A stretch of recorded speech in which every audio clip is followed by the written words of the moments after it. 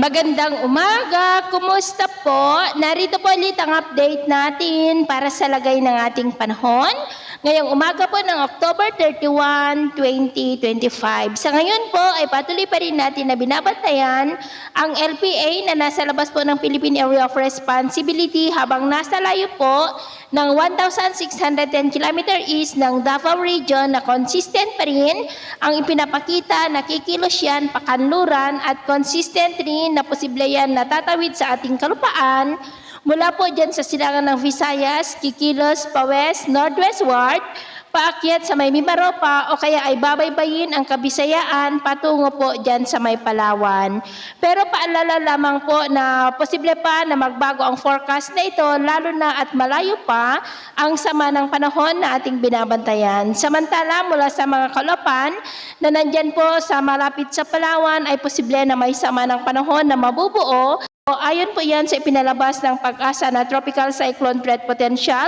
For the next 2 weeks ay posible ang tatlo na sama ng panahon na mabubuo sa paligid po ng ating bansa within 2 weeks. At ito naman ay pinapakita ng forecast model natin po ang ginagamit hanggang po sa susunod na 2 linggo. At sa lagay ng ating panahon, sa ngayon ang amihan ay patuloy pa rin na umiihip dyan sa may extreme northern Luzon, easterly sa silangan ng Luzon at Visayas at may intertropical convergence zone pa rin na nag-extend po dyan sa may Mindanao. At sa ngayon po, ngayong madaling araw, ay maayos naman ang panahon sa malaking bahagi ng bansa maliban lamang sa mga tsansa ng mga isolated rains sa ilang bahagi ng Quezon, Mimaropa, southern part ng Negros, Maasin, Giwan, Catbalogan at Dinagat Islands. At mamaya ay sisikat naman ang araw sa malaking bahagi ng bansa pero may tsansa pa rin ng cloudy skies with isolated rain sa ilang bahagi ng Infanta at Palawan. At mamayang hapon, may mga isolated rains pa rin sa iba't ibang bahagi ng ating bansa kaya kung lalabas tayo sa ating mga tahanan, ugaliin lamang po natin lagi ang magdala ng kahit anong panangga natin sa init ng araw